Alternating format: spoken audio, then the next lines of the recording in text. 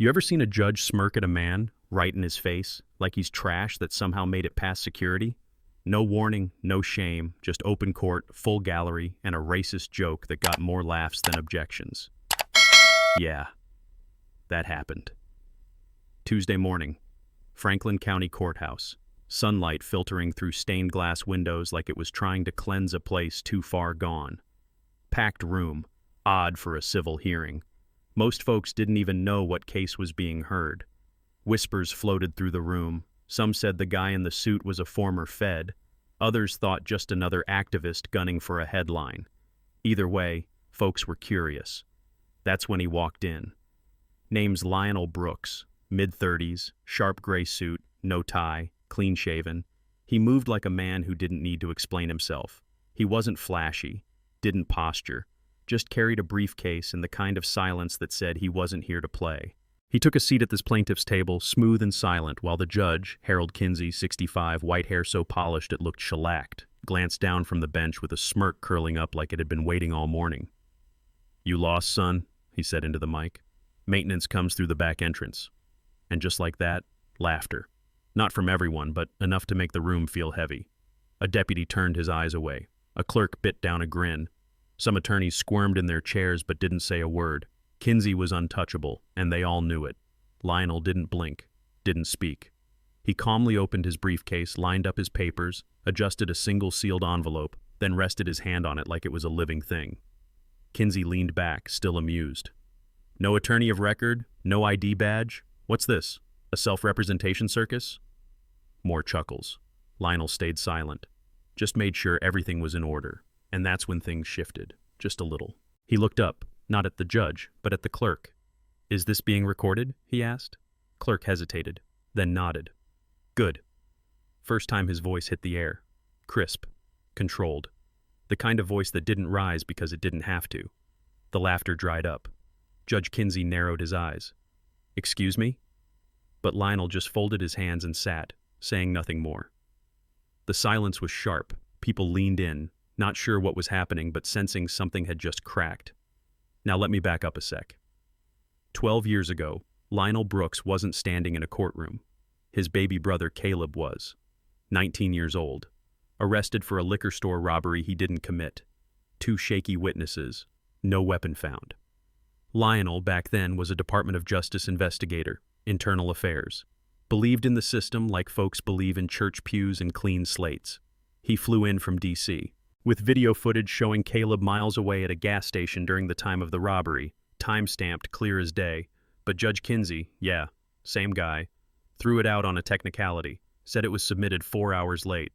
That was it. No review, no consideration, just gone. And then came the line that burned itself into Lionel's skull. If the boy didn't want to go to prison, he shouldn't have dressed like a criminal. Caleb got 18 years, no parole for 10. 3 years later, he was dead. Killed in a cafeteria fight he wasn't even part of. Crushed ribs, internal bleeding. The prison sent a letter 2 weeks later. "We regret to inform you." Lionel didn't cry. He didn't scream. He typed one line into a folder named Case 1432, Kinsey. "He killed my brother with a signature." And then he disappeared. No resignation speech, no goodbyes. He left D.C., sold his apartment, drove back to Ohio, and became a ghost in the system.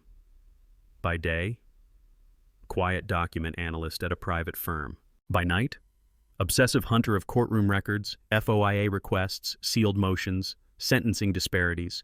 He built a wall of evidence, over 1,400 pages, tying Kinsey to a pattern of judicial abuse, racial disparities, denial of motions without cause, appeals ignored if the defendant's name sounded black. 8 years of work. One whistleblower broke. A court clerk who'd watched Kinsey toss aside appeals from public defenders admitted it all under oath. That cracked the wall wide open. And that brings us back to Tuesday. Lionel reached into his briefcase slowly, like time had to wait for him. What he pulled out wasn't a plea, wasn't a motion. It was a leather wallet, the kind that gleams when it catches the light just right. DOJ badge, Civil Rights Division, name and number clear as truth. Gasps rippled through the room. "I'm Lionel Brooks, lead counsel and field investigator for the Department of Justice," he said, quiet as a storm waiting to break. "And this courtroom doesn't belong to you anymore." Judge Kinsey stood up, face drained of color. What is this? Some kind of joke? Lionel placed 2 sealed envelopes on the desk, one for the clerk, one for the record. This morning, the Eastern District of Ohio authorized a federal warrant for the arrest of Judge Harold Kinsey for obstruction of justice, judicial misconduct, racially motivated sentencing, and deprivation of civil rights under color of law. The courtroom went dead still. Even the gallery, the ones who laughed earlier, sat frozen. 2 agents entered from the back, black suits, DOJ pins. No rush, no drama, just presence. You can't arrest a sitting judge, Kinsey stammered, voice cracking. I'm protected by the system. That system let you walk unchecked for over a decade, Lionel cut in. Until now. He opened a folder. In the case of State v. Marcus Haynes, you denied exculpatory evidence without review in People v. Tyrone Ellis, you sentenced a 17-year-old to adult prison after calling him a statistical liability. And in State v. Caleb Brooks, he paused. You sentenced my brother to 18 years for a crime he didn't commit. He died in prison 3 years later. The judge collapsed into his chair, whispered, I didn't know. Lionel didn't flinch. You knew exactly what you were doing, he said. Every denial, every insult, every life you trampled to maintain your image. This ends today. The agents approached. Kinsey's hands trembled as the cuffs clicked over his wrists, and the room stood, not because anyone told them to, not because of fear or protocol. They stood because something was shifting, something sacred. No cheers, just witness. As Kinsey was led out, heads turned, not toward the bench, but toward Lionel, still standing calmly at the plaintiff's table. He didn't smile, he didn't gloat. He simply watched justice walk itself out the door. After a moment, he stepped forward, looked out at the gallery, dozens of faces, all caught between shock and reckoning. This wasn't about payback, he said, his voice low but clear. It was about silence, and how it almost killed my brother. He pulled out a photo. 2 boys on a porch, one older, one younger, both smiling like the world hadn't touched them yet. His name was Caleb. He loved spicy chips, had asthma, never learned how to tie a tie right.